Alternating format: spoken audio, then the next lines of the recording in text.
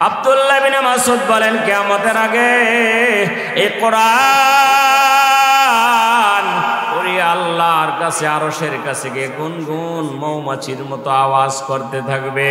আল্লাহ রাব্বুল আলামিন বলবেন, ও কোরআন রে, কি কেন আসছো? আল্লাহ গো, দুনিয়ার মুসলমান আমাকে সম্মান করে না, আমার উপরে আমল করে না, আমি আর দুনিয়াতে থাকতে চাই না। আল্লাহ রাব্বুল আলামিন বলবেন, যাও, তোমাকে লৌহে মাহফুজের মধ্যে হেফাজত করে দিলাম। প্রশ্নকারী দাঁড়াইয়া বললেন, আল্লাহর নবী, সাহাবী,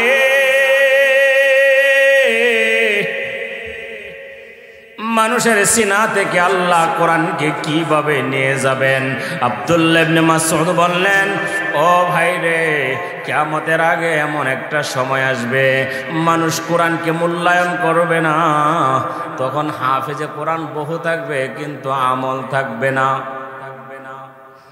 আমল না থাকার কারণে সকালবেলায় যখন রাত্রের বেলায় ঘুমাইছে, কোরআন সিনার মধ্যে ছিল, সকালে ওইটা দেখে সিনার মধ্যে একটা কোরআনের হরফের কথাও মনে নাই। সিনার মধ্যেও মুছিয়ে দিবেন কে? হুজুরে বলেন, কে? ক্ষমতা আছে নাকি নাই? কাদের কুদরত দারি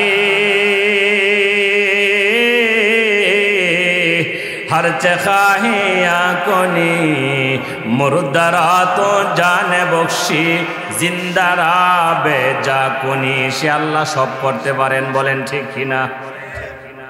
আল্লাহ রাব্বুল আলামিন হাফেজে কোরআনদের সিনাত থেকে আল্লাহ কোরআন ভুলে দিবেন। শয়তান আমাদের সবচেয়ে বড় শত্রু। কথাটা কি আমি ঠিক বললাম? শয়তান আমাদের সবচেয়ে বড়। ওয়াইন্নাহু লাকুম আদুউম মুবিন। কে বলছেন? নিশ্চয় এই শয়তান তোমাদের সবচেয়ে বড় শত্রু। স্পষ্ট শত্রু কে? শয়তান। এই জন্য শয়তানে চায় না কোরআনের মাহফিল কামিয়াব হোক, শয়তানে চায় না মাহফিলের মধ্যে লোক বেশি হোক, শয়তানে চায় না একজন মানুষ কোরআন ও হাদিসের কথা শুনে হেদায়েতের রাস্তার দিকে আসুক। এখনো যারা আওয়াজ শুনতেছি, শয়তানের দোহায় এদিক সেদিক ঘোরাফেরা করতেছি, চলে আসি, না হয় কিন্তু আল্লাহ যদি নারাজ হয়ে যান, শয়তান খুশি হওয়ার কারণে নারাজ হবেন কে? জোরে বলেন কে? আল্লাহ যদি নারাজ হয়ে যান, বড় ধরনের ক্ষতি হয়ে যাইতে পারে। সবচেয়ে বড় ক্ষতি হইল আমি আখিরাতের নিয়ামত থেকে বঞ্চিত হইলাম। এর চেয়ে বড় কোনো ক্ষতি হইতে পারে না। শয়তান আমাদের বড় শত্রু। যেমন আমাদের আদি বাবার শত্রু ছিল, আদম আলাইহিস সালামের শত্রু ছিল, এখনো শয়তান আমাদের শত্রু। বাবার সাথেও করছে, সন্তানদের সাথেও করে, বলেন ঠিক কিনা? আগে যেমন করত এখনো করে। মুসা আলাইহিস সালামের কাছে একদিন শয়তান এসে বলতেছে, ও মুসা নবী, আমি আল্লাহর কাছে তওবা করতে চাই, তুমি একটু আল্লাহর কাছে আমার জন্য সুপারিশ করো। আমি তো শয়তানি থেকে কি করতে চাই? কথা বলেন, কি করতে চাই? তওবা করতে চাই। শয়তানি আর করব না, মানুষকে আর গুমরা করার জন্য চেষ্টা করব না, আল্লাহর নাফরমানি আর করব না।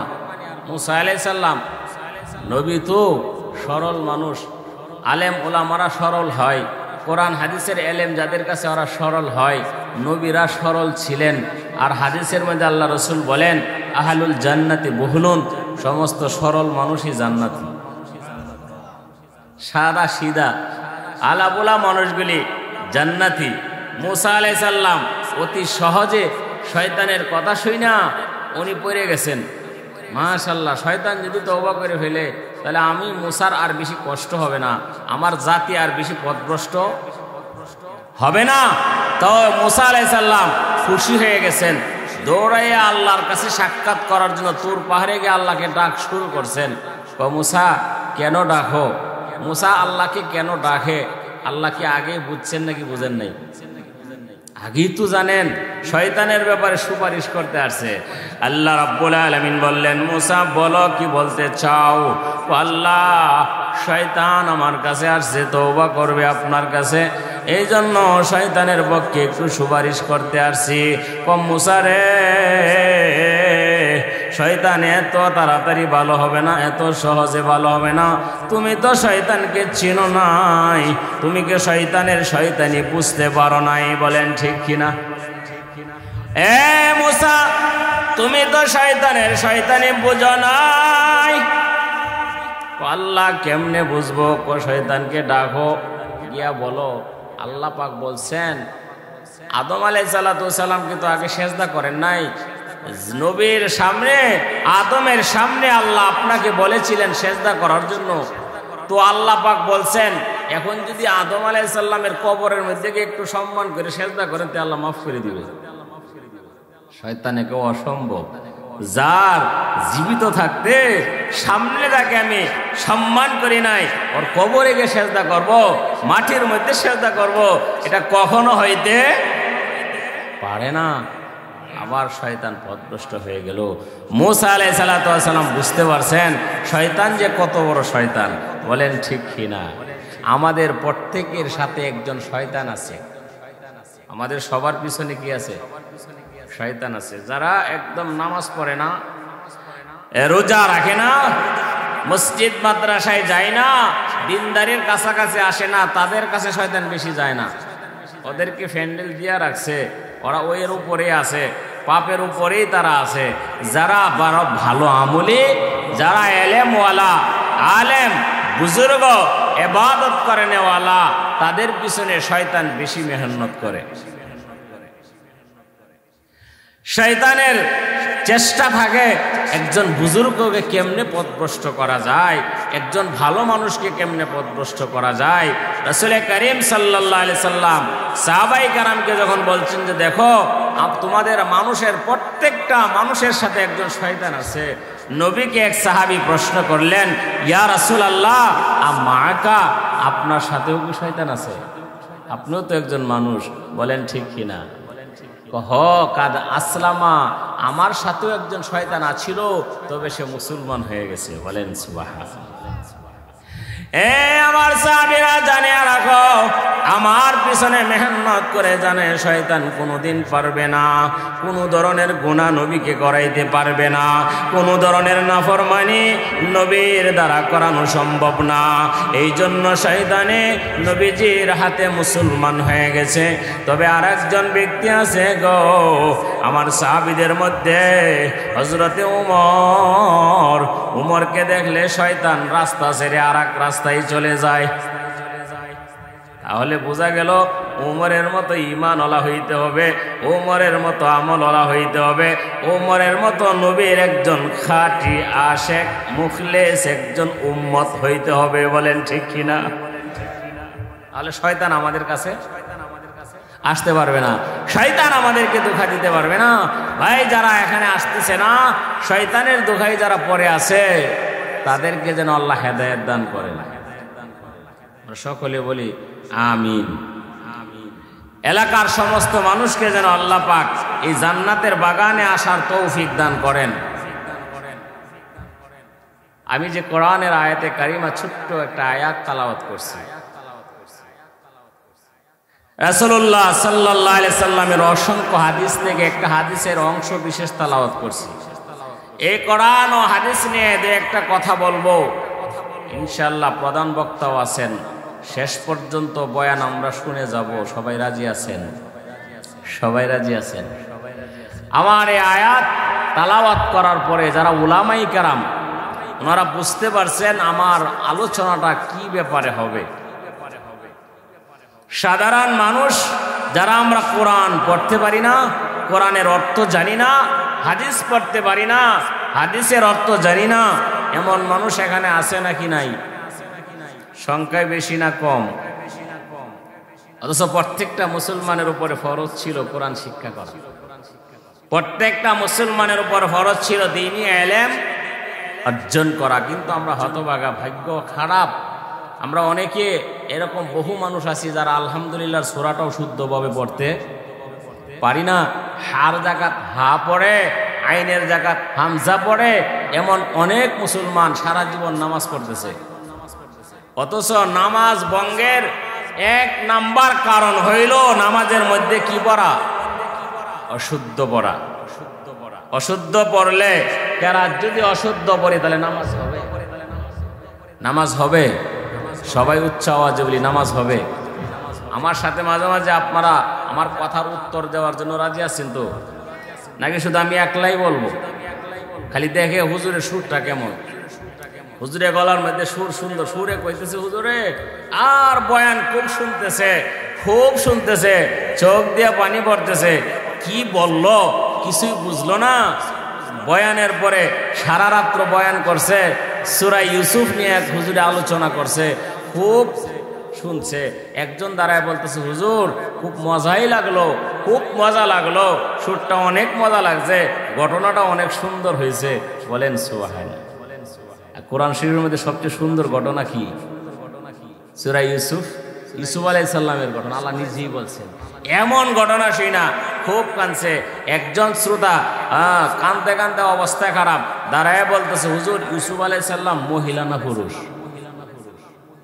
নাউজুবিল্লাহ বলবেন না? কথা বলবেন আপনারা নাকি আমার কথা শুনবেন? আমার সাথে কিছু কথা আপনারাও বললেন, উত্তর দিবেন তো ইনশাল্লাহ? যদি আপনারা উত্তর দেন আমিও কিছু বলি, দুইজনের কথা যদি জারি থাকে আশা করা যায় অন্তরের মধ্যে কিছু পড়বে। শুধু এই বাহিরের কান দিয়ে শুনতে আসছি নাকি কলবের কান দিয়েও শুনবো? আল্লাহ যেন তৌফিক দান করেন। সকলে বলে আমিন। ভাই, কোরআন হযরতে আব্দুল্লাহ ইবনে মাসউদ নবীজির একজন বড় প্রিয় সাহাবী ছিলেন। হযরত আব্দুল্লাহ ইবনে মাসউদ বলেন, উনি একদিন বয়ান করতেছিলেন, এরকম আমরা যেমন এখানে বয়ান শুনতেছি, একজনে বয়ান করতেছেন, উনিও এক মজলিসের মধ্যে বয়ান করতেছিলেন। বয়ান করতে গিয়ে বললেন, একদিন এরকম সময় আসবে আল্লাহ পাক কোরআনকে জমিন থেকে উঠাই নেবেন। কিভাবে উঠাইবেন? আব্দুল্লাহ ইবনে মাসউদ বললেন, ও আমার শ্রোতা ভাইরা রে, একদিন এমন সময় আসবে কিয়ামতের আগে যখন মানুষ কোরআনকে মূল্যায়ন করবে না, শুধু কোরআন পড়বে, কোরআন জানবে, কিন্তু কোরআনের উপরে আমল করবে না। একদল মানুষ হবে ইলম শিখবে, কোরআন শিখবে, কিন্তু কোরআনের উপরে আমল করবে না, কোরআনকে পেশাদার হিসাবে ব্যবহার করবে, বক্তা হবে টাকা কামাই করার জন্য। এমন বক্তা এখন বর্তমানে অভাব নাই, বলেন ঠিক কিনা? হালত কিন্তু বড় খারাপের দিকে। কিয়ামতের আলামত, কোরআনের মূল্য নাই। এক প্রকার মানুষ কোরআন পড়তে পারবে কিন্তু কোরআনের উপরে আমল করবে না, আর এক প্রকার মানুষ কোরআন পড়বে না, কোরআন বুঝবে না, কোরআন পড়তেও পারে না, কিন্তু মুসলমান ঘরে কোরআন শরীফ রাখছে। অনেক দিন পরে পরে বলে কোরআন শরীফটাকে একটু ভালো করে মুইছে রাখো, ময়লা পড়ে গেছে। কোরআন একদিনও হাতে নিয়ে পড়ে না, পড়ার সময় পাই না, মাঝে মাঝে মুছে। এইভাবে ঘরে কোরআন থাকতে থাকতে পুরান হয়ে গেছে। এই কোরআন শরীফটাকে একদিন মসজিদের মধ্যে নিয়ে রাইখে আসে। হুজুর, আমরা তো মসজিদে থাকি, চাকরি করি ঢাকায়, অনেক মানুষ অনেক সময় কোরআন শরীফ নাকি হুজুর মসজিদে রাখা যাবে কোরআন শরীফটা কেন? হুজুর অনেক পুরান হয়ে গেছে। কি পড়তে পড়তে পুরান বানাইছেন নাকি ঘরে মুছতে মুছতে পুরান বানাইছেন? পড়ার কোনো খবর নাই, নিজেও জানে না, সন্তানে জানে না, নাতিরা জানে না। কোরআনকে ঠিকই মহব্বত করে, পড়েও না, বুঝেও না। এভাবে কোরআনের অবমূল্যায়ন হয়েছে। আব্দুল্লাহ ইবনে মাসউদ বলেন, কিয়ামতের আগে এই কোরআন আল্লাহর কাছে, আরশের কাছে গিয়ে গুনগুন মৌমাছির মতো আওয়াজ করতে থাকবে। আল্লাহ রাব্বুল আলামিন বলবেন, ও কোরআন রে, কি কেন আসছো? আল্লাহ গো, দুনিয়ার মুসলমান আমাকে সম্মান করে না, আমার উপরে আমল করে না, আমি আর দুনিয়াতে থাকতে চাই না। আল্লাহ রাব্বুল আলামিন বলবেন, যাও, তোমাকে লৌহে মাহফুজের মধ্যে হেফাজত করে দিলাম। আব্দুল্লাহ ইবনে মাসউদ বয়ান করার কালীনে এক লোক মাছ থেকে দাঁড়ায় গেছে, বলতেছে, হুজুর কোরআন তো উঠে যাবে, কোরআনের পৃষ্ঠা দুনিয়াতে খুঁজে পাওয়া যাবে না, কোরআনের নুসখা পাওয়া যাবে না, কিন্তু যে মানুষের অন্তরে কোরআন আছে সেইটা কিভাবে উঠবে? আছে নাকি নাই? বাজারের কোরআনের চেয়ে অনেক সময় অন্তরের দিলের কোরআনটা আরো মজবুত বেশি। অনেক সময় ছাপাখানায় ছাপাইতে গিয়া কোরআনের মধ্যে ভুল করে, কিন্তু আল্লাহ পাক এমন কিছু হাফেজে কোরআন রাখছেন যাদের অন্তরের মধ্যে পুরা কোরআন শরীফ মজবুত ভাবে হেফাজতে আছে। একটা আয়াতের ভুল হয় না, একটা জবারের ভুল হয় না। দেখেন না, কিছুদিন পরে পরে আমাদের এই বাংলাদেশের হাফেজরা সারা বিশ্বের মধ্যে প্রতিযোগিতায় 1 নাম্বার হয়। কেন হয়?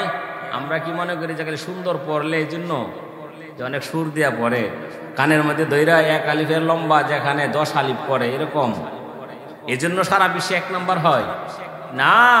সারা বিশ্বের সমস্ত নামদারি বড় বড় হাফেজরা পয়সা এই ছেলেটাদেরকে পরীক্ষা নেয়, কোনো একটা আয়াতের মধ্যে আটকাইতে পারে না, কোনো একটা সূরার মধ্যে আটকাইতে পারে না, কোনো একটা রুকুর মধ্যে আটকাইতে পারে না, উপরের দিকে, নিচের দিকে, শেষের দিকে, প্রথম দিকে এমনভাবে ধরে যে ধরতে ধরতে একদম ভাজা ভাজা করে, কিন্তু একটা জায়গাতেও এই হাফেজটাকে আটকাইতে পারে না। পড়াও সুন্দর, হাফেজও ভালো, সেই শ্রেষ্ঠ হাফেজ হয়। এমন অনেক হাফেজ, এমন অভাব নাই আমাদের দেশের মধ্যে আছে, বলেন ঠিক কিনা? তো প্রশ্নকারী দাঁড়াইয়া বললেন, আল্লাহর নবী সাহাবী,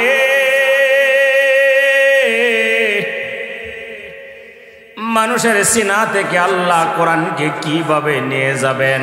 আব্দুল্লাহ ইবনে মাসউদ বললেন, ও ভাই রে, কিয়ামতের আগে এমন একটা সময় আসবে মানুষ কোরআনকে মূল্যায়ন করবে না। তখন হাফেজে কোরআন বহু থাকবে কিন্তু আমল থাকবে না। আমল না থাকার কারণে সকালবেলায় যখন রাত্রের বেলায় ঘুমাইছে, কোরআন সিনার মধ্যে ছিল, সকালে ওইটা দেখে সিনার মধ্যে একটা কোরআনের হরফের কথাও মনে নাই। সিনার মধ্যেও মুছিয়ে দিবেন কে? হুজুরে বলেন কে? ক্ষমতা আছে নাকি নাই? কাদের কুদরত দারি हर चखाहिया कोनी मुर्दरा तो जाने बख्शी जिंदारा बेजा कोनी। সে আল্লাহ সব করতে পারেন, বলেন ঠিক কিনা? আল্লাহ রাব্বুল আলামিন হাফেজে কোরআনদের সিনাত থেকে আল্লাহ কোরআন ভুলে দিবেন। কোরআনকে অবমূল্যায়ন করার কারণে কিয়ামতের আগে সেই সময়গুলি ঘনে যাইতেছে, বলেন ঠিক কিনা? কাছে আসতেছে, বড় ভয়াবহ পরিস্থিতি হবে। কিয়ামত কেমন হবে? আল্লাহ পাক কোরআনের অনেক সূরার মধ্যে কিয়ামতের আলামত বর্ণনা করেছেন। ইযা যুলজিলাতিল আরদু জিলজালাহা ওয়া আখরাজাতিল আরদু আথকালাহা ওয়া ক্বালাল ইনসানু মা লাহা আল কারিআতু মাল কারিআ ওয়া মা আদরাকা মাল কারিআ। সব কিয়ামতের কথা, বলেন ঠিক কিনা? অনেক সূরার মধ্যে আল্লাহ বলেছেন পৃথিবীটা সব কিছু তছনছ হয়ে যাবে। হযরত ইসরাফিল আলাইহিস সালাতু ওয়াস সালাম শুক্রবার দিন সকাল বেলায়, কিবার দিন? শুক্রবার দিন সকাল বেলায়, বার থাকবে শুক্রবার, সময় হবে সকাল বেলা, আর মাসটা থাকবে মুহররম, তারিখ হবে 10 তারিখ। মুহররমের কয় তারিখ? মুহররমের 10 তারিখ। বার কি হবে? শুক্রবার। যে শুক্রবারে আল্লাহ দুনিয়া বানাইছেন, ওই শুক্রবারে আবার আল্লাহ এই দুনিয়ার সব কিছু প্রথম সিংহাই ইসরাফিলকে দেওয়ার অনুমতি দিবেন। হযরত ইসরাফিল আলাইহিস সালাম শুক্রবার দিন সকাল বেলায় মুহররমের 10 তারিখ সিংহায় এমন একটা ফু দিবেন, সারা দুনিয়া তছনছ হয়ে যাবে। এত শক্তি তার এই ফুয়ের মধ্যে। একদম আল্লাহ রাব্বুল আলামিনের আরশ, আল্লাহর কাছে কুরসির কাছে বসে অপেক্ষায় আছেন, এক দৃষ্টিতে আল্লাহর দিকে চেয়ে আছেন। ফু কখন দিবেন একমাত্র কে জানে? জুড়ে বলেন কে জানে? হযরত ইসরাফিল আলাইহিস সালাম সিংহা নিয়ে আল্লাহর কাছে এক দৃষ্টিতে বসা আছেন। আমাদের নবী মেরাজের রাত্রে যখন আল্লাহর সাথে দেখা করতে গেলেন, গিয়ে দেখে ইসরাফিল চোখের পলক কোনো দিকেই ফেলে না, এই দিকেই চাওয়ার তার কোনো সুযোগ নাই, এক দৃষ্টিতে চেয়ে আছে আল্লাহর জবানের দিকে। বলেন সুবহানাল্লাহ। কেন জিবরাইল, নবীজি জিবরাইলের হযরতে ইসরাফিলের পাশে গিয়ে দাঁড়াইছেন। ইসরাফিলের কোনো খেয়াল নাই, চাওয়ার কোনো খবর নাই। নবীজি সালাম দিলেন, আল্লাহ বললেন ইসরাফিল রে, আমার হাবিব, আমি যারে ভালোবাসি তিনি হইলেন মুহাম্মাদুর রাসূলুল্লাহ। এই ইসরাফিল, আমার হাবিবকে আমি দাওয়াত দিই, আমার বাড়িতে নিয়ে আসছি, তোর কাছে এসা সালাম দিল, তোর বুঝি খবর নাই? ইসরাফিল আলাইহিস সালাম কেঁপে উঠছেন, নবীজির দিকে ফিরে বললেন, বেয়াদবি মাফ করবেন নবী গো, আল্লাহ রাব্বুল আলামিন আমাকে এমন একটা দায়িত্ব দিয়েছেন যে দায়িত্ব থেকে আমার চোখের পলক অন্যদিকে ফিরাইবার ক্ষমতা নাই। ইয়া রাব্বুল আলামিন, সেই রাব্বুল আলামিন আমাকে ক্ষমতা দিয়েছেন নবী।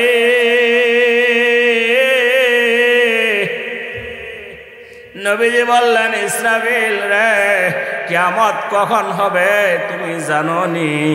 আল্লাহর সেই ফেরেশতা ইসরাফিল বলতেছে, নবী গো, কিয়ামত কখন হবে আমি যেমন জানি না, আপনিও জানেন না। বলেন সুবহানাল্লাহ। একমাত্র জানেন কে? জোরে বলেন কে?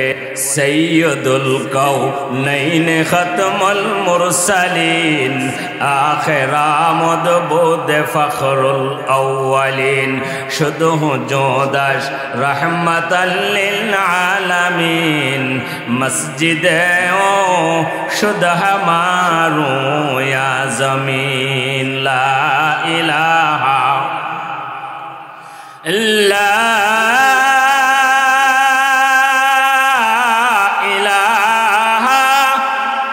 ইল্লাল্লাহ মুহাম্মাদুর রাসূলুল্লাহ সাল্লাল্লাহু আলাইহি ওয়াসাল্লাম। নবীজি ইসরাফিলকে জিজ্ঞাসা করছেন, সেও জানে না, একমাত্র জানে কে? কখন হবে আমরা এতটুক বলতে পারি। নবীজি বলেছেন মুহররমের 10 তারিখ শুক্রবার দিন সকাল বেলায়। কোন মুহররমের কোন 10 তারিখ এটা আমরা বলতে, কোন দিনের সকাল বেলায় হবে? মুফাসসিরিনে কেরাম বলেন, ইসরাফিল আলাইহিস সালাম সিংহার মধ্যে 3টা ফু দিবেন। কয়টা ফু? প্রথম ফু দিবেন, পৃথিবীর সব কিছু তছনছ হয়ে যাবে, আসমান ভেঙে পড়ে যাবে। ওয়াইদাস সামাউ ফাতারাত ওয়াইদাল কাওয়াকিবু তাসারাত ওয়াইদাল বিহারু ফুজ্জিরাত।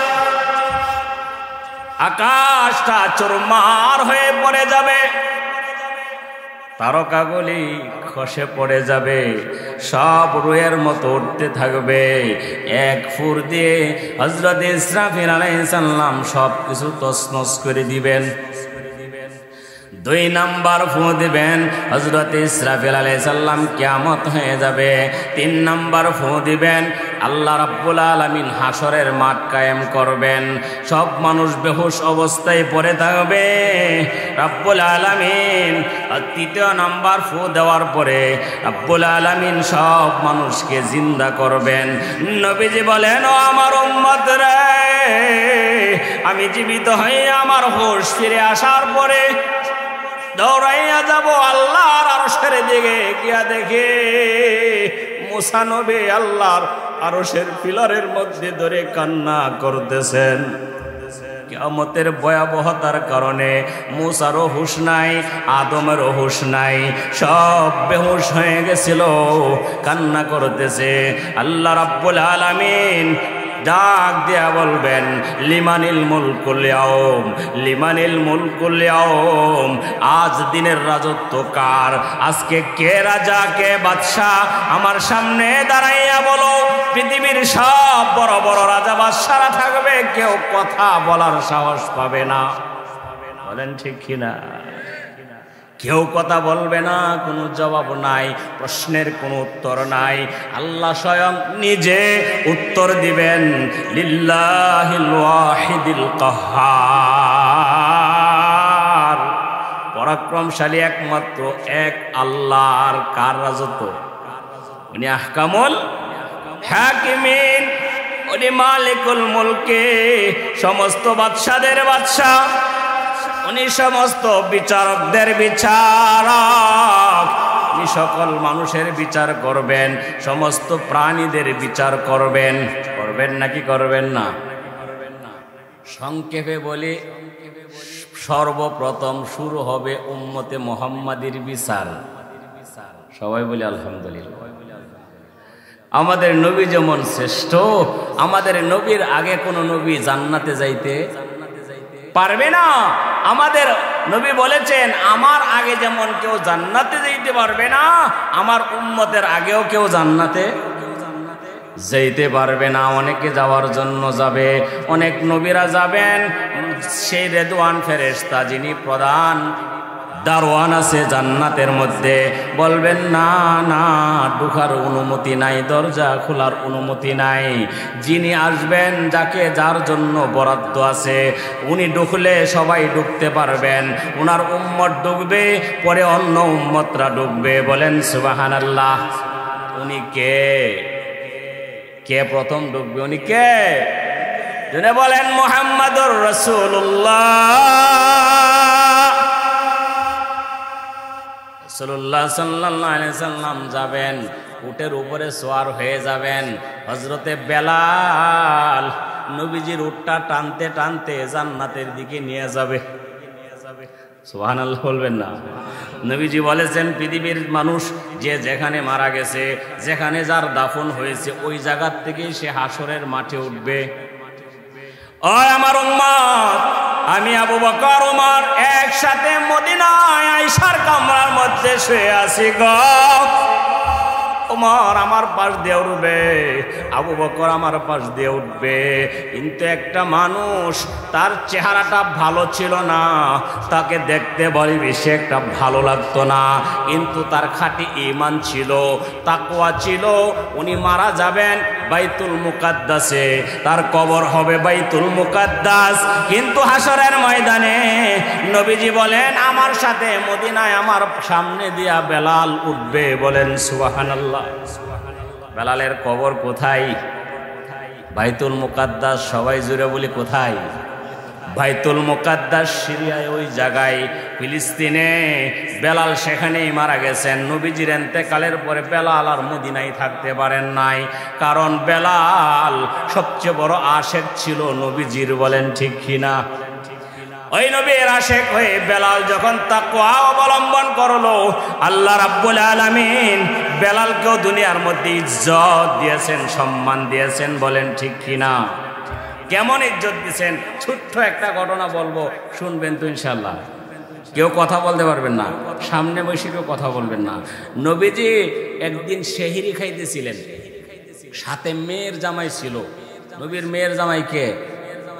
জুড়ে বলেন। সবাই আমরা চিনি আলী, তাই না? এক ভাইকে বলতে হয় না। আরো মেয়ের জামাই ছিল নাকি ছিল না? হাই সুবহানাল্লাহ। হযরত উসমান 2 মেয়ের বিবাহ করছেন। বলেন সুবহানাল্লাহ। তবে আলীর কথা সবার আগে আসে, কারণ নবীর কলিজার টুকরা ফাতেমারে আলীর কাছে বিবাহ দিয়েছিলেন। একদিন রাত্রে নবী সেহরি খাইতেছেন, মেয়ের জামাই আলীও সাথে আছে। জামাই শ্বশুরে খাইতেছেন তো মজা খাবার। খাবারটার নাম ছিল সারিদ। খাবারটার নাম কি? সারিদ। রুটি, বকরির গোশত ভুনা কইরা রুটি দিয়ে খাওয়া নবী খুব পছন্দ করতেন। হযরতে আলীকেও খাওয়াইতেছেন, নবীও খাইতেছেন সেহরি। হযরতে বেলাল যে ঘুমাইতেছিল, মুয়াজ্জিন না বেলাল? মসজিদে নববীর মুয়াজ্জিন কে ছিল? বেলাল। দৌড়ায় আসছে, ইয়া রাসূলুল্লাহ। ফর্সা হয়ে যাইতেছে, সুবে সাদিক হয়ে গেল, না জানি ফজরের আযানের সময় হয়ে গেছে, এখনো খাইতেছেন। বেলাল এই কথা বলো, ইয়া রাসূলুল্লাহ খাবার বন্ধ করেন। বেলাল আবার মসজিদে চলে গেছে। কিছুক্ষণ পরে, অনেকক্ষণ পরে আয়েশা আবার দেখতেছে নবী খাই দিয়েছেন। বলেন সুবহানাল্লাহ। নবীও খায়, আলীও খায়। সুবে সাদেক উদিত হওয়ার পরে সেহরি খাওয়া জায়েজ আছে নাকি নাই? কথা বলেন আছে না? নবীও খায়, আলীও খায়, বেলাল এবার পাগলের মতো হয়ে গেছে। ইয়া রাসূলুল্লাহ, এখনো খাইতেছেন, সুবে সাদেক তো হয়ে গেল, খাবার বন্ধ করেন গো নবী। রাসূলুল্লাহ বলেন, বেলাল রে, ঘড়ি দেখো, টাইম দেখো, আসলে তুমি বুঝতে পারো নাই, আজকের চন্দ্রটা বড় আলোকিত হয়েছে, চন্দ্রের আলো দেখা মনে করছো তুমি বুঝি ফজর হয়ে গেছে। না, ফজরের সময় হয় নাই। বেলাল কসম দিয়ে বলতেছিল, আল্লাহর কসম নবী খাবার বন্ধ করেন। না বেলাল, গিয়া দেখো এখনো ফজর হয় নাই, সুবে সাদেক হয় নাই। বেলাল গিয়া বুঝতে পারছে, আসলে তো চাঁদের আলো দেখা আমি মনে করছি ফজর হয়ে গেছে, না হয় নাই। দৌড়াইয়া নবীর কাছে আসলেন, নবীজি খাবার বন্ধ করে দিলেন। নবীর কাছে ঈশা বললেন, ইয়া রাসূলুল্লাহ, বুঝতে পারি নাই। নবী বললেন, বেলাল রে, ফজরের সময় আমি যতক্ষণ খাইতাম হইতো না, আল্লাহ বন্ধ রাখছেন। জোরে বলবেন না সুবহানাল্লাহ। ফজর হবে না, সুবে সাদিক হবে না, যতক্ষণ নবী আর আলী খাইবেন আল্লাহ বন্ধ রাখছেন। আল্লাহর ক্ষমতা আছে নাকি নাই? ভাইয়েরা আমার, নবীজি মেরাজ করেছেন, 27টা বছর মেয়ারাজের মধ্যে খাটাইছেন, সব কিছু বন্ধ ছিল। চাঁদকে বলছেন স্টপ, আল্লাহ সূর্যকে বলছেন তোমার জায়গার মধ্যে স্টপ, সময়কে আল্লাহ স্টপ করে দিয়েছেন, সব কিছুর দায়িত্ব আল্লাহ বন্ধ রাখলেন গো। 27টা বছর পর্যন্ত নবী মেরাজ করে আসছেন। বলেন কে দিয়েছিল সুযোগ? বেলালকে ডাক দিয়া বললেন, বেলাল রে, আমি যদি আরো অনেকক্ষণ খাইতাম তবু ফজর হইতো না, কিন্তু বেলাল এবার গিয়া দেখো ফজর হয়ে গেছে। কোন নবী গো, এবার কেন ফজর হইল? ও তুমি যে কসম খায়া বলছো, আল্লাহ তোমার কসমটা ঠিক রাখতে গিয়া ফজর করে দিছে। বেলাল রে, তুই বড় আল্লাহর কাছে প্রিয়, আল্লাহর নবীর পাগল হয়ে জীবনটা তুমি বিলীন করে দিয়েছো, জন্য বেলালের দাম আল্লাহর কাছে অনেক বেশি। বলেন ঠিক কিনা? নবীজি বলছেন, দুনিয়ার মানুষ রে, যে যেখানে মারা যাবে ওই জায়গার থেকে কিয়ামতের ময়দানে উঠবে, কিন্তু আমার বেলাল মরবে সিরিয়াতে, বেলাল উঠবে মদিনায় আমার কবরের পাশ থেকে। এখান থেকে উঠে আমি যে উটটার উপরে সওয়ার হব, ওই উটের লাগাম ধরে বেলাল টানতে টানতে জান্নাতের দরজার দিকে গিয়ে আগাবে।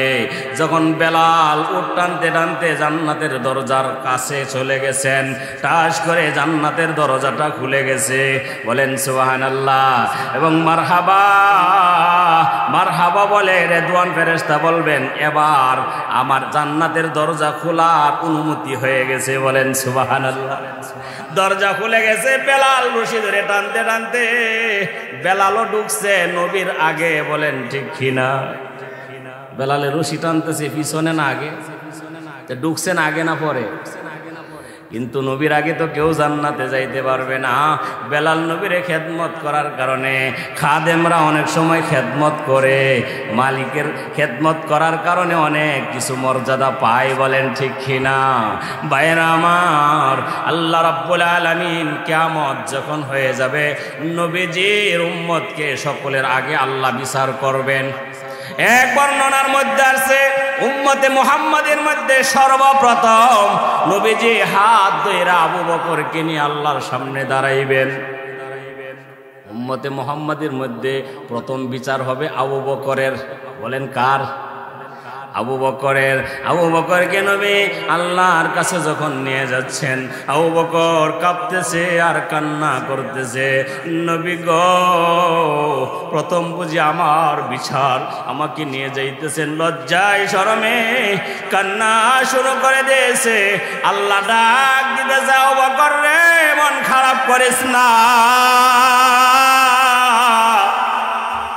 আয় রে আবু বকর, আমার নবীকে গারে সোরের মধ্যে সঙ্গ দিয়েছিলে তুই আমার নবীকে এমন ভালোবাসা দিয়েছিলে, তুই আমার নবীকে এমন সাহায্য করেছিলে।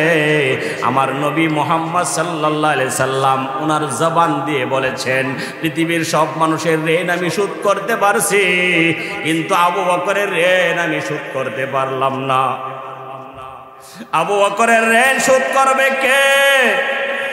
কে বলেছেন? নবীজি বললেন, আমি আবু বকরের ঋণ শোধ করতে পারলাম না। আবু বকরের ঋণ শোধ করবে আল্লাহ।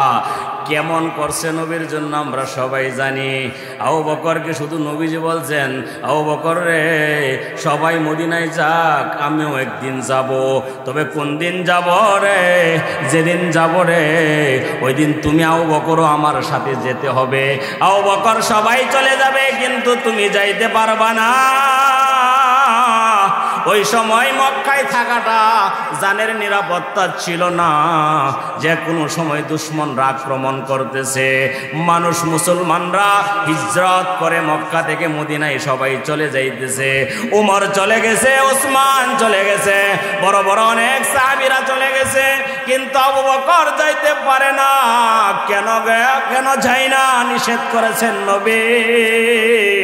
আবু বকর আমাকে ছাড়া যাইতে পারবে না। আবু বকর প্রস্তুত হয়ে আছে। ভাই সংক্ষেপে বলি, হঠাৎ একদিন নবী ডাক দিলেন, সাথে সাথে আবু বকর বলে, লাব্বাইক ইয়া রাসূলুল্লাহ ইয়া হাবিবাল্লাহ। নবীজি বললেন, আবু বকর রে, আস্তে করে সংক্ষেপে একটা ডাক দিলাম, আর সাথে সাথে তুই কেমনে বললে লাব্বাইক? তুমি কি রাত্রে ঘুমাও না? নবীকে বললেন, ইয়া রাসূলুল্লাহ, যেদিন বলেছেন আপনি হিজরত করবেন গো নবী, ওই দিন রাত থেকে আমার বিছানার মধ্যে আর আমি ফিট লাগাই না। দরজার পাশে দাঁড়ায় থাকি, কখন আপনি আসবেন, আপনার সাথে আমি হিজরত করব। আবু বকরকে নিয়ে রওনা দিয়েছেন। আবু বকর ঘরের ভিতরে বললেন, আমি নবীর সাথে চলে গেলাম। ঘরে বিবি আছে, বাচ্চা আছে, চিন্তা নাই, কারণ ঘরের বিবি বাচ্চা হেফাজত করবে কে? জোরে বলেন কে? আবু বকরের এই চিন্তার দরকার নাই। শুধু মেয়েকে বলছেন, গেলাম মা, দোয়া কইরো, তোমার মাওকে হেফাজত কইরো। মেয়ে বলতেছে, বাবা বলেন। দাঁড়ান। মেয়ের ওড়নাটাকে দুইটা টুকরা করছে ছিঁড়ে, এক টুকরার মধ্যে হযরতে আসমা আবু বকরের ঘরে যত টাকা পয়সা ছিল ওই গাঠটির মধ্যে ওড়নার মধ্যে বেঁধে নবীর হাতে আইনা দিয়েছেন, ইয়া রাসূলুল্লাহ, আমার বাবা কিনে আপনি মক্কা থেকে মদিনায় হিজরত করবেন, আমাদের ঘরে তো সামান্য কিছু টাকা পয়সা আছে, এই টাকাটি আমি আপনাকে দিয়ে দিলাম, নবী রাস্তার মধ্যে কাজে লাগবে। বলেন সুবহানাল্লাহ। যেমন বাবা এমন মেয়ে, বলেন ঠিক কিনা? যা করেছিল ওনার মেয়ে ওই টাকাগুলিও আবু বকরের নবীর হাতে এসে দিয়ে দিছে। রাসূলুল্লাহ সাল্লাল্লাহু আলাইহি ওয়াসাল্লাম হযরত আবু বকরকে নিয়ে রওনা দিয়েছেন। এক গর্তের মধ্যে কি নিয়েছিলেন? আশ্রয় নিয়েছিলেন। গর্তের মধ্যে যেখানে নবী 3 দিন ছিলেন গারে সোরের মধ্যে, প্রতিদিন আসমা খানা পাক করে আসমার মা আবু বকরের বিবি দিত, আর আসমা গিয়ে খাবার পৌঁছে দিত। বলেন সুবহানাল্লাহ। তো ওনার ফ্যামিলির সবার এই অবদান নবীজি বলেছেন আমি ভুলতে পারবো না। নবীজির জন্যই যে এক অবদান, আল্লাহ রাব্বুল আলামিন এই কথাটা স্মরণ করে যে কিয়ামতের ময়দানে বলবেন, আবু বকর ভয় পেও না, তুমি আমার নবীকে গারে সোরের মধ্যে তুমি যে সঙ্গ দিয়েছিলে, ওই দিনের এই গারের সঙ্গে হয় আমার নবীকে যে ভালোবাসা দিয়েছিলে আবু বকর,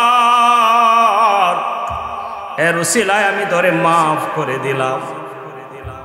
আবু বকর মাফ পেয়ে গেছে। 2 নম্বরে টান দিবেন উমরকে। বলেন সুবহানাল্লাহ। 2 নম্বর কে? সিরিয়াল তো আমরা জানি তাই না? তা 4 জন খলিফা শ্রেষ্ঠ, 4 জন সাহাবী শ্রেষ্ঠ, তারা 1 নম্বর হইলেন আবু বকর, 2 নম্বর কে? ওমর। নবীজি ওমরকে আল্লাহর সামনে নিয়ে যাবেন, আল্লাহর সামনে নেওয়ার সাথে সাথে আল্লাহ নিজে ওমরকে সালাম দিবেন। আসতে বলেন, নিজে আল্লাহ উমরকে কি দিবেন? জোরে বলেন। এক রাওয়ায়াতের মধ্যে আছে, সর্বপ্রথম হাসরের ময়দানে জান্নাতীদের মধ্যে যাকে আল্লাহ সালাম দিবেন নবীর পরে, সে হইল উমর। বলেন সুবহানাল্লাহ। হযরতে ওমর সামনে যাবে, বলবেন ওমর তোমার আমল নামাটা সামনে দাও। আল্লাহ রাব্বুল আলামিন আমল নামা দেখেই বলবেন ওমরকে মাফ করে দিলাম। কারণ এত সুন্দর আমল নামা, অর্ধ জাহানের বাদশাহ, অর্ধ দুনিয়ার বাদশাহ, অর্ধেক পৃথিবীর বাদশাহ, কিন্তু ওই রাতের বেলায় একা একা ঘুরে, নিজে খায় না, মানুষের চিন্তায় যে মানুষটা ঘুরে, আর সারা রাত প্রায় সময় সেজদার মধ্যে পড়ে শুধু কান্না করে আল্লাহর কাছে মাপ চায়। মাবুদ গো, এমন এক জিম্মাদারি দিছো গো আল্লাহ, আমি তো হাশরের ময়দানে তোমার কাছে হিসাব দিতে পারবো না। এই ভয়ে কান্না করতে করতে ওমরের চেহারার মধ্যে পানি পড়তে পড়তে একটা দাগ হয়ে গেছে দুই গালের মধ্যে। বলেন সুবহানাল্লাহ। অনেক মানুষ পরামর্শ দিয়েছেন, এ খলিফাতুল মুসলিমিন, এ খলিফাতুল মুসলিমিন ওমর, অনেক দেশের রাজা বাদশারা আপনার সাথে দেখা করতে আসে, আপনার চেহারার মধ্যে যে দুইটা দাগ পড়ছে, চোখের পানি পড়তে পড়তে, এই দাগের জন্য একটু মলম ব্যবহার করলে ভালো হইতো, দাগগুলি দেখতে ভালো লাগে না। ওমর চিৎকার দিয়ে বললেন, না না, এই দাগগুলি নিয়ে আমি হাশরের ময়দানে উঠবো। আমার এই দাগের কান্নার দাগ দেখা যেন আল্লাহ আমাকে হাশরের মাঠে মাফ করে দেন, কারণ হাশরের বিচার বড় কঠিন হবে। বলেন ঠিক কিনা? আমাদের নবী একদিন আল্লাহর কাছে দোয়া করতেছেন, আল্লাহুম্মা হাসিবনি হিসাবান ইয়াসীরা, লাগো আপনি আমার হিসাবটা একটু সহজ করে দেন, আপনি একটু আমার হিসাবটা সহজ করে দেন। হযরতে আয়েশা বললেন, ইয়া রাসূলুল্লাহ, আপনি কি দোয়া করলেন? আল্লাহ হিসাব সহজ করবেন মানে কেমনে করবেন? বুঝলাম না। নবীজি বললেন, আয়েশা রে, হিসাব সহজ করার অর্থ হইল আল্লাহ হিসাবের খাতা দেখবেন না, হাশরের ময়দানে বলবেন, যাও বিনা হিসাবে মাফ করে দিলাম। এর নাম হইল হিসাব সহজ। ওমর এমন আমল নামা নিয়ে আল্লাহর সামনে গেছে, আল্লাহ রাব্বুল আলামিন ডাক দিয়া বলতেছে, ওমর যাও, তোমার আমল নামা দেখে আমি মাফ করে দিলাম। আরো আসতে বলেন। 3 নম্বরে হযরত উসমান, যিনাকে বলা হয় উসমান গনি। কি বলা হয়? উসমান গনি, জিন্নুরাইন, 2 নূরের অধিকারী। নবীজির 2 মেয়েকে বিবাহ করছে কে? জোরে বলেন কে? উসমান। 2 মেয়েকে যিনি বিবাহ করছেন, 3 নম্বর সিরিয়াল। উসমান বড় লাজুক ছিলেন, উসমান বড় অনেক লজ্জাশীল ছিলেন, অনেক সাখাওয়াত ছিলেন, দানশীল ছিলেন। নবীজি উসমানের হাত ধরে আল্লাহর দরবারে নিয়ে যাবেন উম্মতে মুহাম্মাদির মধ্যে। 3 নম্বর বিচার হবে উসমান গিয়ে কান্না করতেছে, শরমে মাথাটা নিচের দিকে দিয়ে দিছে, কথা বলতে পারতেছে না, ভয়ে থরথর করে কাঁপতেছে। আল্লাহ গো, মাফ করে দেন, সহজ হিসাব দেন। যদি আপনি হিসাব নেন, আমার হিসাব আমি দিতে পারবো না। আল্লাহ রাব্বুল আলামিন ডাক দিয়া বলবেন, উসমান রে, মাথাটা উঠাও রে উসমান, যাও, তোমাকে আমি একটা আমলের উসিলায় মাফ করে দিলাম। আরো জোরে বলেন, কিসের উসিলায়? কি বলছি? একটা আমলের উসিলায়। সেই আমলটা কি বলবো নাকি ইনশাল্লাহ? আর 2-1 মিনিট ইনশাল্লাহ, অল্প সময় শেষ করে দিব। একটা আমলের উসিলায় তোকে আমি, আল্লাহ হযরত উসমানকে বলেন, তোমাকে আমি কি করে দিলাম? আমলটা কি? আল্লাহ রাব্বুল আলামিন ডাক দিয়ে বলবেন, উসমান, মসজিদে নববীর জায়গার সংকট হয়ে গিয়েছিল, একটু জায়গা তুমি কিনে দিয়েছিলে, ওই জায়গার উসিলায় আমি আল্লাহ তোকে মাফ করে দিলাম। ইতিহাস আপনারাও জানেন, মসজিদে নববী আল্লাহ রসুল করার পরে হঠাৎ মুসল্লির সংখ্যা বেড়ে গেছে। মসজিদের সংখ্যা, মুসল্লি যদি বাড়ে, আমরা কি করি? মসজিদকে অনেক বড় করি। বলেন ঠিক কিনা? নবীজি বললেন, মসজিদের পাশের এই জায়গাটা দরকার, মুসল্লিদের সংখ্যা বেড়ে গেছে, জায়গা হয় না। নবী বয়ান করতেছেন মান বানা মসজিদান লিল্লাহ বানাল্লাহু লাহু বাইতান ফিল জান্নাহ, যে ব্যক্তি আল্লাহর এই ঘরের জন্য মসজিদ বানাইবার জন্য একটু জায়গা দিবে, মসজিদ বানাইবে, আল্লাহ রাব্বুল আলামিন তার জন্য জান্নাতে বাড়ি বানাইবেন। বলেন সুবহানাল্লাহ। নবী বয়ান করতেছেন, দাঁড়ান দেখি কে বলবেন। সাহাবীরা সামনে আছে। যেমন মনে করেন আমি যদি এখন বলে মসজিদের জন্য কে 1000 টাকা দিবেন, আপনারা অনেকে দাঁড়াইবেন। বলেন ঠিক কিনা? কথা বলেন না কেন? দাঁড়াইবেন না? দেওয়ার তো ক্ষমতা আছে, কিন্তু সাহাবীদের সামনে নবী বয়ান করতেছেন, কেউ দাঁড়ায় না। কারণ কি? নবীর প্রতি মহব্বত কি তাদের আমাদের চেয়ে কম ছিল না বেশি ছিল? কত বেশি ছিল? কোনো হিসাব করা চলে না। এর হিসাব করলে হিসাব মিলবে না। সাহাবীরা নবীকে কত ভালোবাসছেন। একজন বড় বুজুর্গ বৈশা বৈশা বলতেছেন, আমি যদি থাকতাম উমরের সময়, উসমানের সময়, আলীর সময়, আবু বকরের সময়, তাহলে আবু বকরের চেয়ে বেশি আমি নবীরে ভালোবাসতাম। তার মনের আবেগ। বড় বুজুর্গ, বড় বুজুর্গ। কেমন বড় বুজুর্গ? রাত্রে শুইলে নবীকে স্বপ্ন দেখে। সুবহানাল্লাহ বলতে কষ্ট হয়। নবী কি স্বপ্ন দেখে? বুজুর্গ বড় না ছোট?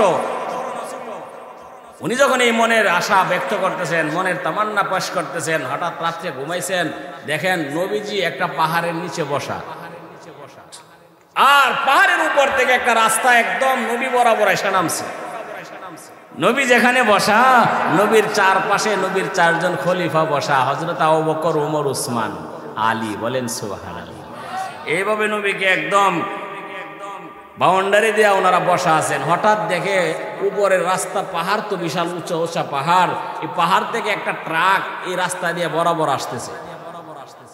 এখন কি করব? বুজুর্গও বসার সাথে, সাহাবাই কেরামও বসা, ট্রাকটা একদম কাছে আইসা পড়ছে, বুজুর্গ লাফ দিয়ে দূর আগে পড়ছে। সুবহানাল্লাহ বলবেন না নাকি নাউজুবিল্লাহ? আরে বুজুর্গ দেখে আবু বকরও সরে নাই, উমরও সরে নাই, উসমানও সরে নাই, আলীও সরে নাই। ওনারা বলতেছে ট্রাকটা আগে আমার উপর দিয়ে যাইতে হবে, এরপরে নবীর উপরে উঠতে হবে। বলেন সুবহানাল্লাহ। আগে আমার উপর দিয়ে যাইতে হবে, তারপরে নবীর উপর দিয়ে উঠতে হবে। বুজুর্গ লাফ দিয়ে দূরে সরে গেছে, ঘুম থেকে জাগ্রত হইয়া বলে আস্তাগফিরুল্লাহ, আস্তাগফিরুল্লাহ, ভুল করে ফেলছি। না, সাহাবীদের মতো নবীকে ভালোবাসা এত সহজ না। বলেন ঠিক কিনা? সাহাবীদের মতো এত ভালোবাসা সহজ না। ভাইয়েরা আমার, নবী বয়ান করতেছেন, কে আসো গো এই বুড়া মানুষটার কাছ থেকে জায়গাটা কিনে দিবে? যে দিবে আল্লাহ তার জন্য জান্নাতে একটা বাড়ি বানাইবেন। এখন কেউ দেওয়ার মতো ক্ষমতা নাই, কারণ দিব কইতে যারা নবীর সামনে বসে একজনেরও পেটে ভাত নাই। সুবহানাল্লাহ বলবেন না? কেউ পাথর বাইন্ধে রাখছে, কেউ একটা বানছে, কেউ 2টা বানছে।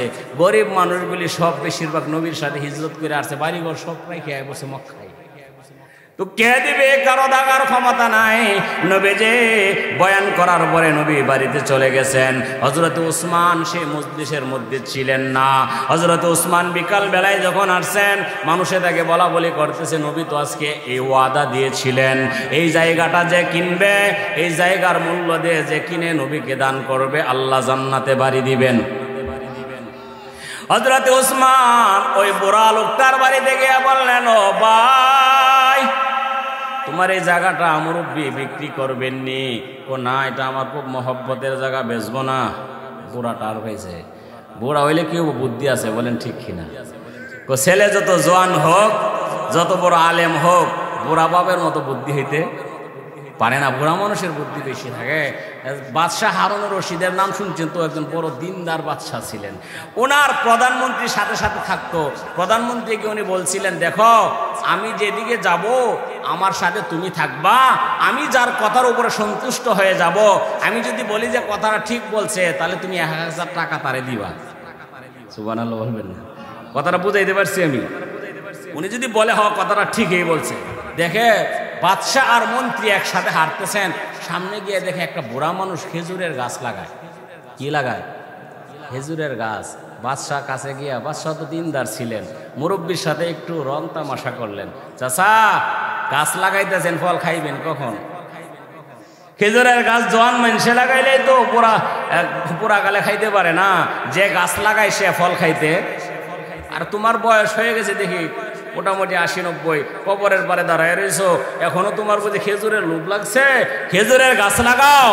বুড়া বলতেছে, ও বাদশাহ, ও মিয়া, জানি না তুমি কে, তবে আমরা বুড়ারা যদি না লাগাইতাম তোমরা জোয়ানরা খাইতে পারতা না। কথাটা ঠিক কিনা? আরো আসতে বলেন। আমরা বুড়ারা যদি না লাগাইতাম তোমরা জোয়ানরা খাইতে পারতা না। বাদশাহ বললেন, আপনারা যেমন বলছেন ঠিক, বাদশাহ বললেন কি ঠিক। এখন মন্ত্রীর উপরে দায়িত্ব কি? বুড়ারে কত টাকা দিতে হবে? জুড়ে বলেন। কয় মন্ত্রী, তোমার কাজ তুমি করো না কেন? দিছে বুড়ারে 1 টাকা, 1000 টাকা। কত টাকা? 1000 টাকা। এবার বুড়া ওয়াজ করতেছে, ও মিয়া দেখো আল্লাহ কত দয়ালু, আল্লাহ কত মেহেরবান, এসব আল্লাহর লীলা খেলা। বলেন সুবহানাল্লাহ। কার লীলা খেলা? কি খেলা খেলাইলা রে দয়াল, খেলা চমৎকার, নাপাক মানুষ বানাইয়া মিলাইছো বাজার রে, মিলাইছো বাজার।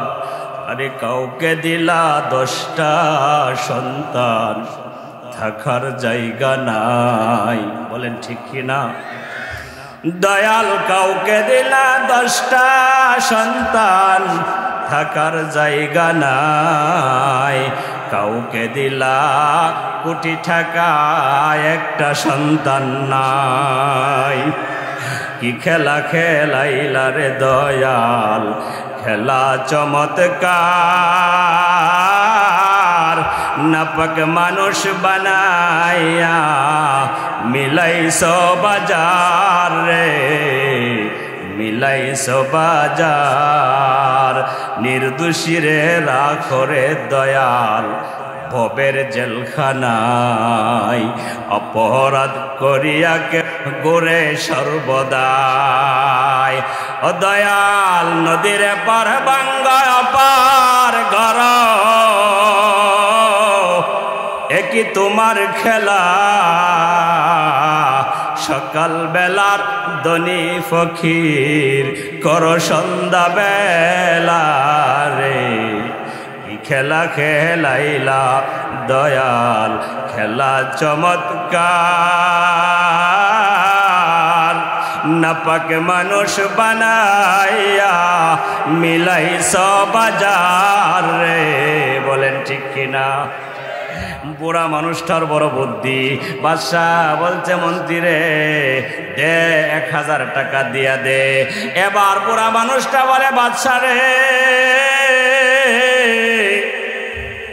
মানুষ গাছ লাগায় ফল পায় বছরে একবার, অনেক দিন পরে, আর আমি গাছ লাগানোর সাথে সাথেই ফল পাইলাম। তার কি ঠিক কিনা? আপনারা কি বললেন? জোরে বলেন।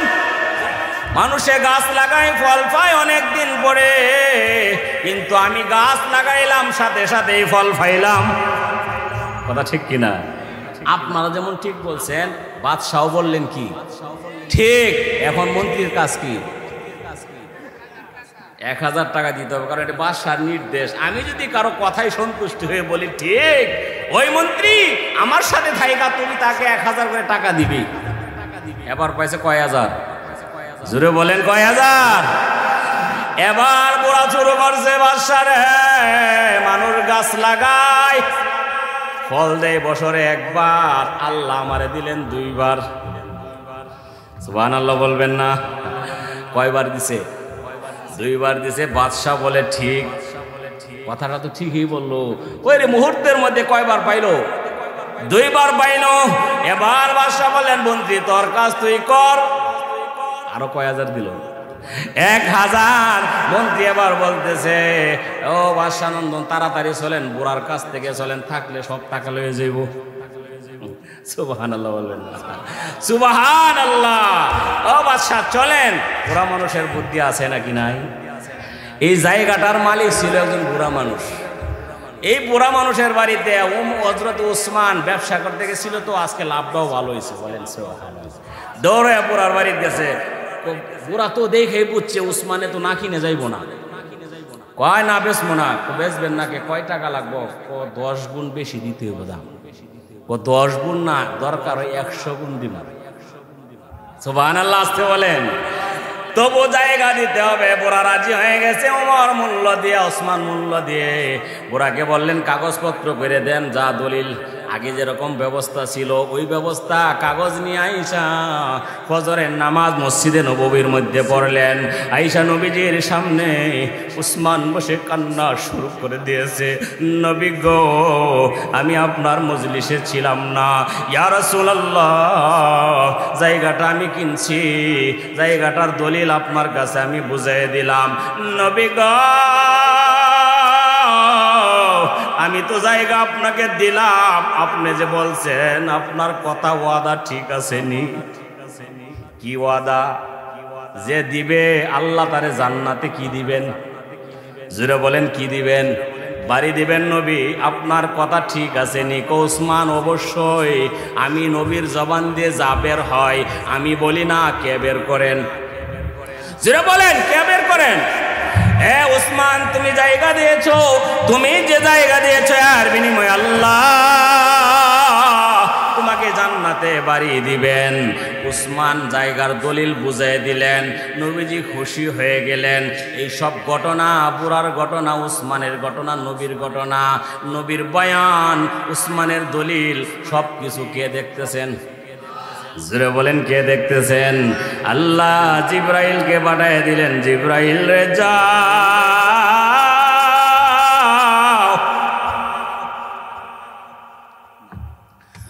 নগদ গিয়ে বলে আসো উসমান যে জায়গাটা আল্লাহর নবীকে মসজিদের জন্য দিল, আমি ওই জায়গাটাকে রওজাতুম মিন রিয়াজিল জান্নাহ, নগদ দুনিয়াতে জান্নাতের টুকরা বানিয়ে দিলাম।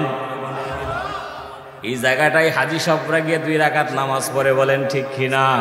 জান্নাতের বাগান। নবীজি বলেছেন এই জায়গার নিচে আল্লাহ হাউজে কাউসার রাখছেন।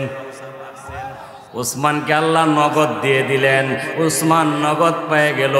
আল্লাহ ডাক দিয়া বলবেন হাসরের ময়দানে, উসমান রে, কান্না করো না, কান্না করো না, মাথাটা উঠাও, ওই যে জায়গাটা দিছিলাম আমার নবীর হাতে, যাও, তোমার জীবনের গুনাহ আমি মাফ করে দিলাম।